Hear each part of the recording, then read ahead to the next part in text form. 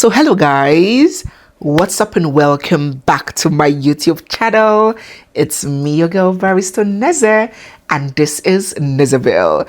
Welcome to the final leg of this video. I am so happy that we took out time to trace all the way back to the histories of these people, because believe me, it has even helped me reach a different perspective and a new level of respect and appreciation for them. Before I decided to cover this story, I didn't even know all that Daniel had gone through or where he's coming from, how he had to rise from the ashes. And I didn't also know Toyosi's pedigree. So that is why it's good to know more about our guests, these public figures that we talk about, instead of just coming from the angle of criticism.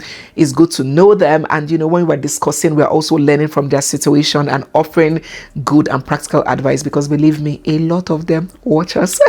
They will pretend like they don't, but they do. Just believe me when I tell you that. So in today's video, I'm going to be giving my own opinion as to the whole thing, as you guys have asked me. In fact, this is not the first time Toyosi and Daniel have trended for similar reasons, and for each time they do, people reach out to me and say, Neze, what are your opinions? But I've decided not to talk about it, and in today's video you would know why. But let me just address it now. If you are new here, don't forget to hit the subscribe button, give this video a big thumbs up, drop your thoughts down in the comment section. There are no right or wrong answers, just drop how you feel. Somebody might learn from your own experiences or feelings, right? We're all here to engage, and stay glued, for we have so much more coming your way. Don't forget to grab a copy of our book. Oh, look at this beauty over here. This book is powerful, it is practical. Everybody, whether single or married, should get a copy of this and read. It's a perfect guide to spotting harm before it harms you, to rebuilding with confidence and doggedness, and to setting boundaries, not just social media boundaries where everybody is setting unrealistic boundaries now, but setting practical boundaries, applicable boundaries. So grab a copy. You can scan this over here, or you can make recourse to the links down in the comment section. So let me proceed proper into this video. First and foremost, I do not really care much about the dynamics of other people's marriage. I can reference it from a standpoint of trying to enlighten others, but to passionately critique it is not really my thing, except there is a clear case of abuse, oppression, or a cry for help, where one person has carried their boots and put it here and the other person is screaming, then it's no longer a personal or a domestic matter. It's now a public issue. The online relatives are now justified to say, my dear oga boss, brosie, ago biko, remove your shift your boots small, just small, remove your boots, osisa. So the reason is because I know that marriages can be very personal yet complex. There is no one single ideal or formula when it comes to marriage, just as there are no two people that are the same. No two marriages can completely be the same. There might be some similarities, but no two marriages are completely the same. So I am an advocate of do what works for you, as long as it's within the ambits of, you know, reason. You both agree to it. No one is crying about it. You know, in some marriages, you see that the couple, they'll tell you that they don't sleep with their husband. Maybe the husband is a snorer. In the night, you can't sleep. So they have devised what work for them. They'll be together, play gist. When it's time to sleep, the woman will carry her pillow and go to her room. For another person, they'll be like, God forbid, what kind of marriage is that? I must sleep in my house. If I don't sleep, someone will tell you, I cannot have a different room. My husband's room is my room. But for we Igbos, wives, we have our separate room where we keep our ngongo, but we are always in our husband's room. But we have our room. So different rules are guiding each person to each their own. You get, in some homes, some will tell you that the woman is the provider, the man is the nurturer. Maybe the woman has been strong right from when she was small, first daughter. She has a good job, while the man is one last born that is not looking for who he will lead. Is it working for you? Yes. Is everybody okay with it? Yes. Then why not? Why not? If not, why should I be angry about your personal dynamics? Would I possibly advise the next person to adopt that as a model? Maybe not.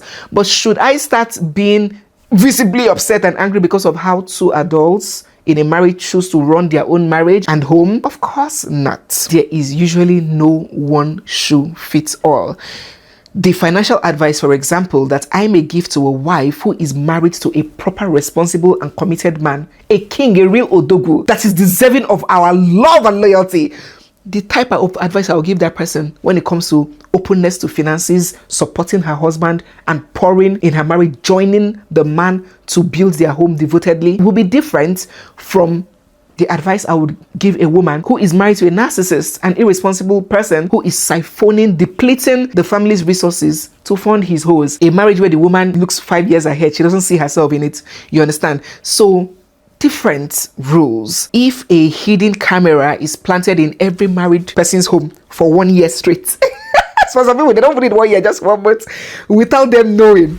And at the end of the 1 year, it is played for the public. They play it for the whole world to watch, and they begin listing out all the things that are not ideal, that wasn't acceptable for us, what they didn't personally agree with, and what they found weird, and they score every marriage on that. Nobody will pass. Nobody will remain married, because issues in marriage can be subjective, just like a woman now. I'm giving this example so you can understand. So even if you're taking some advice, you apply it with wisdom. There's some advice that you can take hook, line, and sinker. There's some that you have to modify to suit your peculiarities. Yes.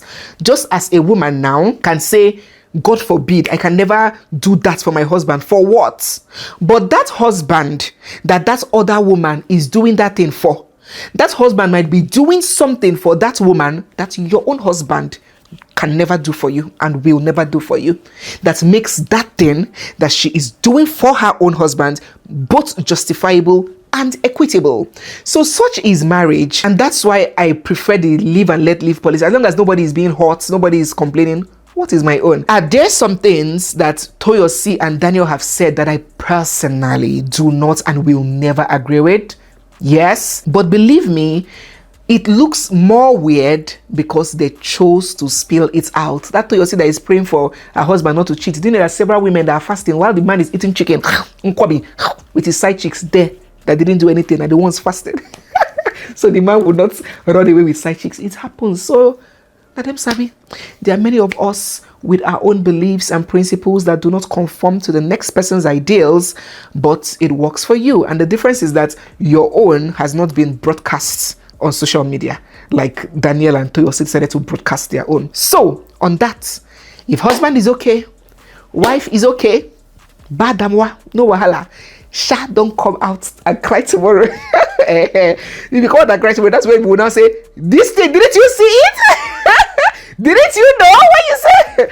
But if nobody's going to cry tomorrow, all the best. Secondly, some people have claimed that Daniel and Toyosi are not a good match. I'll disagree.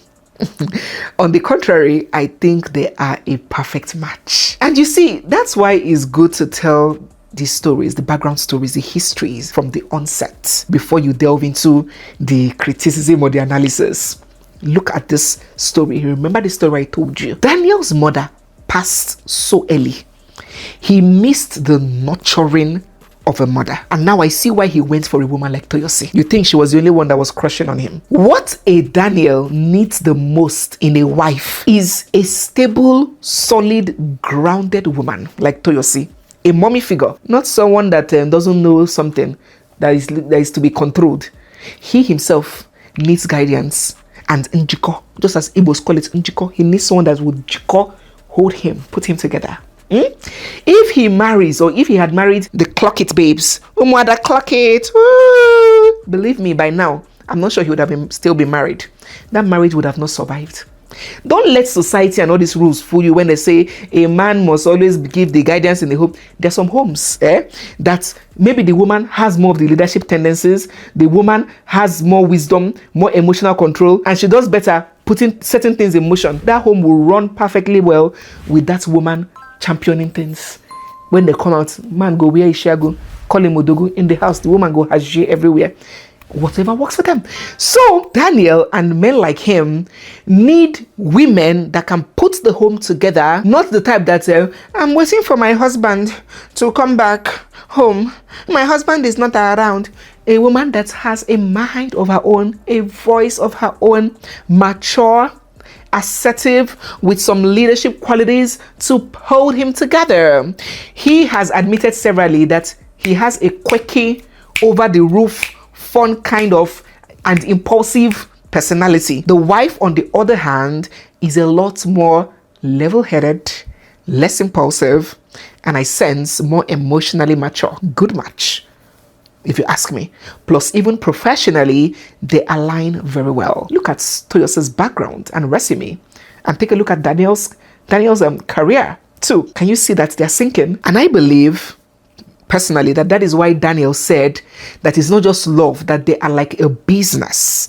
But people misconstrued him to mean that he doesn't love his wife, where he said that. No, that's not what he means. I believe he means that they sync so well. It's like pieces of puzzle, and their careers intertwine so much that they have become very relevant to each other, very complementary to one another, not just on the grounds of love, but as an enterprise. And I think that is also a good thing. Thirdly, I observe that you people are crying for nothing. You people are crying for nothing, as if you don't know where to use your tears. Let me direct you somewhere where you use your tears. Those two people, Daniel and Toyosi, share similar views and values around marriage and life. When Toyosi first said cheating is not a deal breaker for her, the internet broke into two.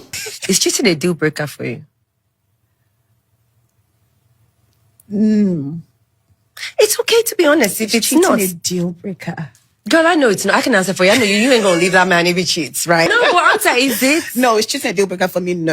Okay. No, cheating is not a deal breaker. Me too, I would say no. Yeah. Now, Daniel has come out to say infidelity should not be a deal breaker. And if your partner cheats, your first reaction should not be out of the marriage, but should be helping them through the infidelity. That is a problem that you should try solving, helping them solve. Now, I know that sounds wild, but what got a lot of people frenzied, really mad at Daniel, is because they automatically assumed that he meant that if he cheats, if the man cheats, the woman should, take it easy, help him, And women are already triggered because, they have choked us with advice. So now, when women hear all those kinds of toxic, patriarchal advice, they just go mad and haywire. They don't want to hear it at all. But I had to take out time to watch several interviews. There was this particular one I watched where he was clear that he too also will not end his marriage if his wife steps out. So it's a joint belief. It's not lopsided.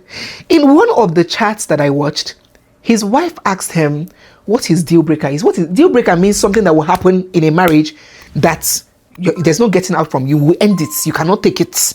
That's what deal breaker. And 90 to 95% of African men will say that their deal breaker is when their wife sleeps with another man. You didn't see all of them crying, wailing wailers. When chicken. You didn't see all of them crying, wailing wailers. I brought buckets for them. They were crying when that chicken's this came. Where? I say, eh? So infidelity, they pay like this. Ooh. So many of them, just the thought alone of imagining another man hang their wife for wall like agama lizard, like wall gecko. They have malaria, they have caught malaria and typhoid. So for many African men, 90 to 95% of them, we told you that their deal breaker is if their wife steps out, infidelity. They cannot manage it. But not Efyong. I looked out for his response and he said his deal breaker is something else. If his wife puts his life or the children's life at risk of, harm. Shows too that him too, infidelity on her part is not a deal breaker. So it's a joint ideal that both of them share. It is clearly the value and belief system that they both hold in their marriage. Next, there is the widespread comments and, assumptions that Toyosi is trying so hard to keep Efyong, that she didn't know that she would ever bag a tall, dark, and handsome six-pack star like Efyong. In fact, Efyong is her Zeus, her god. She's such a pick-me wife. And I'm like, pick-me wife? Please.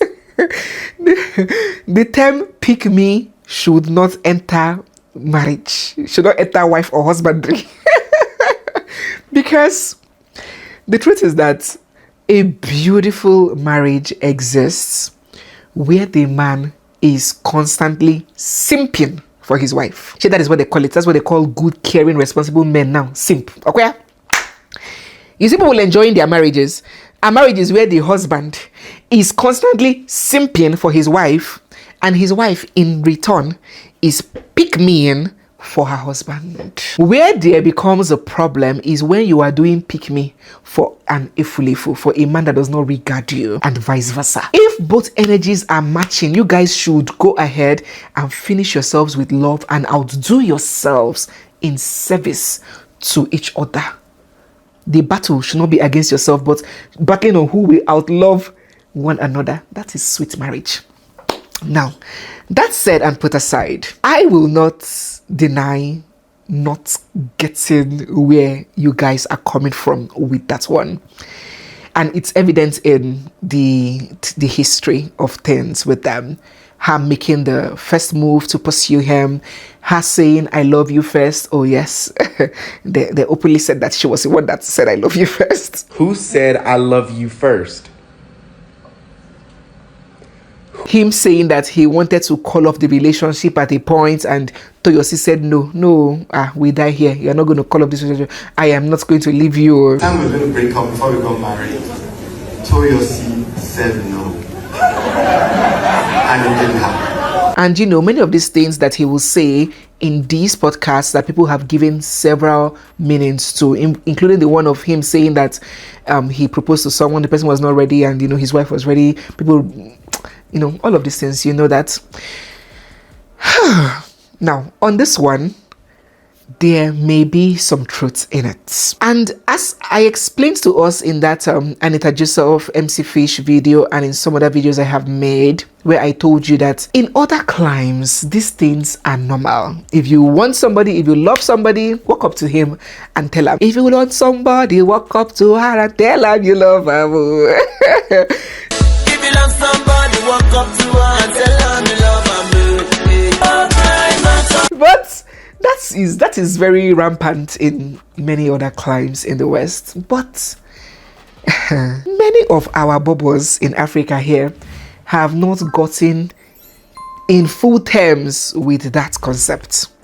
So for now, it is better and more advisable that you allow that man want you, chase you, be the initiator, the pursuer, and the driver of the relationship from the beginning. When a woman makes that first move, sometimes it turns out perfectly, but it has a high tendency of unintentionally setting the tone for the entire relationship dynamic.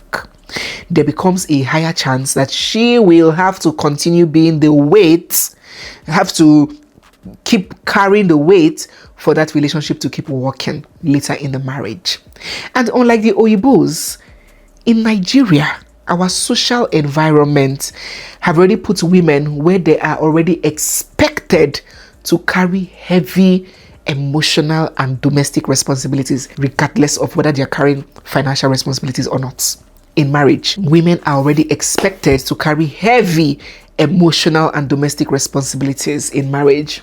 So you starting from a pursuing position can worsen that imbalance. As I said, when it comes to African marriages, as a woman, the match is already scoring you 10-0, 10 knots. It is undeniable, and anybody that is honest and truthful to themselves cannot dispute it. Who typically gets left with the kids if it doesn't work? Answer now. Who can easily remarry after 3 months of breakup? Who will get blamed and shamed? Who will ask, what did you do if it crumbles? Who can storm out of the home in anger and go somewhere and cool himself down and come back the next day while you are stuck there to grind your teeth? Who can step out of the marriage and think that forgiveness is their birthright, have an expectation that what is the big deal, and who can't? So the scale is already tilting like this. So when you now add pursuing the man and dishing unreciprocated excess love, being the love engine, let me tell you something. Honestly, all the marriages I know that are being thoroughly enjoyed are marriages where the husbands love their wives madly, crazily, and stupidly, not actually the other way around, because that is the only thing that will keep him down, that will make him not have interest in utilizing all these cultural leverages that he has and you do not. That is what will make him say, even if there are 1,000 girls out there, yes, I know I can easily remarry, but no, I don't want to. It is you or no one else. That is the only thing. It is not because he doesn't have money. Even poor men, wretched men, marry 3 times. That is the only thing that would that will make him be just for you, committed to you, not seeing your tears as manipulation. He can't stand to see you hurt, trying to make you happy, trying to make the marriage work. Just the fear of God, the content of his character, and the love he has for you. So that is why I always advise that it is better when the man is doing the pursuing and the wooing. Even God in his infinite wisdom understood that, and that's why he said he put the responsibility of loving on who? He knows. So with this disadvantaged cultural dynamics, if you as the woman go and add an additional tilt on the scale, Shege might be your first name, Banza might be your middle name, and Woto Woto might be your surname. And a lot of people believe that this is Toyosi's situation, this is her position. What are your thoughts? Let us know down in the comment section. Do you believe that Toyosi is also from this position where she's the one that is carrying this thing on her head? She loves the man a lot more than he loves her. Even some birthday messages, you see the man will type, I love the way you love me. So people think that Toyosi has put herself in this position of, let us know what your thoughts are. And lastly, on the question of whether they have a solid marriage or not. Well, am I really in a position to judge that or to say that? No, I'm not. But what I will just say is that I think they have a good understanding of themselves. Toyosi, I know, is not going anywhere. She cannot afford to lose that marriage. She wants the marriage to work by all means. Wahala may only happen if Daniel not just if he messes up, but if he messes up and doesn't want it anymore, because Toyosi is ready to go way and beyond to fix things even if he messes up. Kasala can only happen if Daniel on his part chooses that he doesn't want, he has one baby oku that has bamboozled him, and that is exactly why Toyosi has a prayer group to pray for her husband not to get bamboozled and carried away by the egovi no was. So yes, she understands that. A woman who doesn't have that understanding will not open a prayer group to be praying for her husband not to be taken away. You understand? So let us join her in that prayer. By the special grace of God Almighty, that will not happen. That is going to be forever happily ever after for them. They would be married till one or both of them take their last breath, and they will be happy and contented within themselves. That's my absolute prayer for them. To conclude, in conclusion, if I were to give one sincere advice, of course it doesn't have to be taken, I would advise that Toyosi and Daniel take their marriage off social media. And when I say take, I do not mean secrecy. I do not believe in hiding your spouses. For me, that's BS, okay? That person you're hiding can still do you one or two. Many women come, they hide their pregnancies. One or two still happen. Some do not hide it and nothing goes bad. So everybody, I do not believe in hiding. Privacy is different from secrecy. So when I advise take the marriage off social media, I do not mean like pictures or appearing together, going for functions and events together. I mean the details of it, because now their marriage is already predisposed to constant criticism. Anything and everything they say or do is being used against them in the court of social media, and they might think that they are strong, they can weather it, they are thick-skinned, but these things can bring about wear and tear in the marriage somehow in the long run without you even realizing it. For example, the other day, it was Toyosi's birthday preparations. She was leaning on her husband innocently, and Daniel looked at her and took away his face.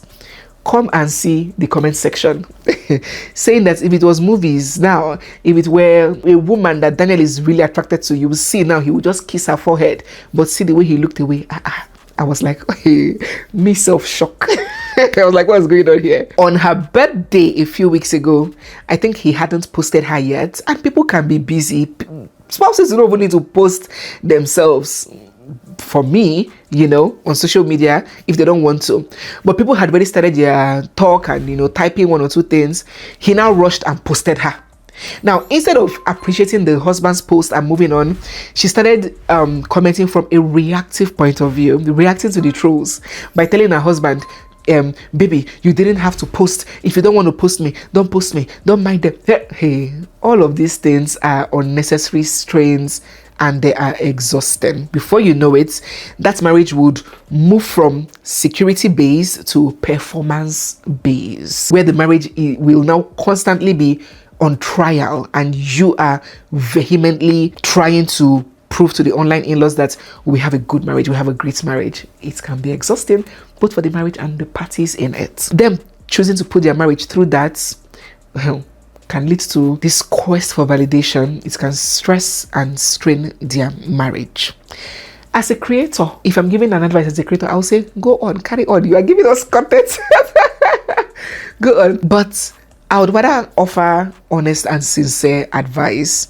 If she was my sister, or if Danny was my daddy, if Daniel was my brother, with the current situation, what would I advise them? I would advise them to reduce the details for their own good. All those unnecessary podcasts, just reduce, slow it down, cut it.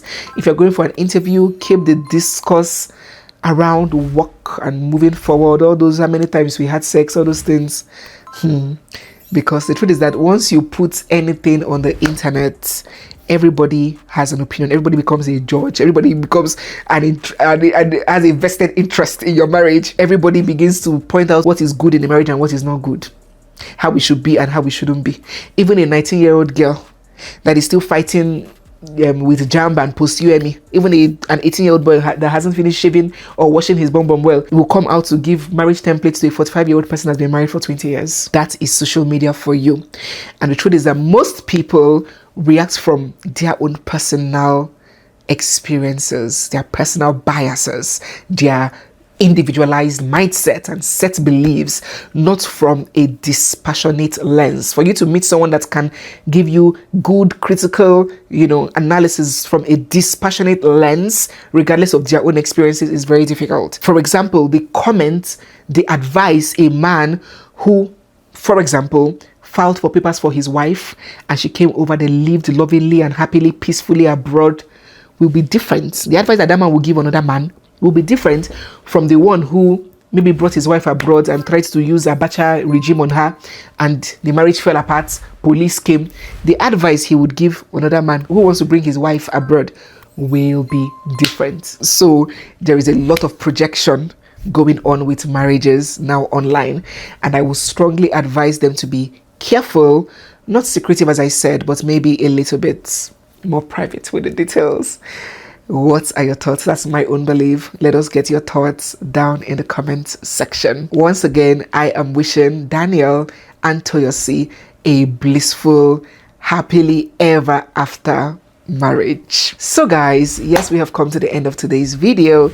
If you are new here, you're seeing my face for the first time, or if you've been watching us without subscribing, don't fail to hit the subscribe button, give this video a big thumbs up, drop all your thoughts down in the comment section, and stay glued for we have so much more coming your way. Don't forget to join our premium exclusive channel where I drop wise nuggets around love, life, marriage, relationships, and everything like that would help us make better decisions and be well-grounded versions of ourselves. You can scan this code or click join down below. It's me, your girl Barrister Neze, and this is Nezeville. I'll see you guys in my next one. For now, bye.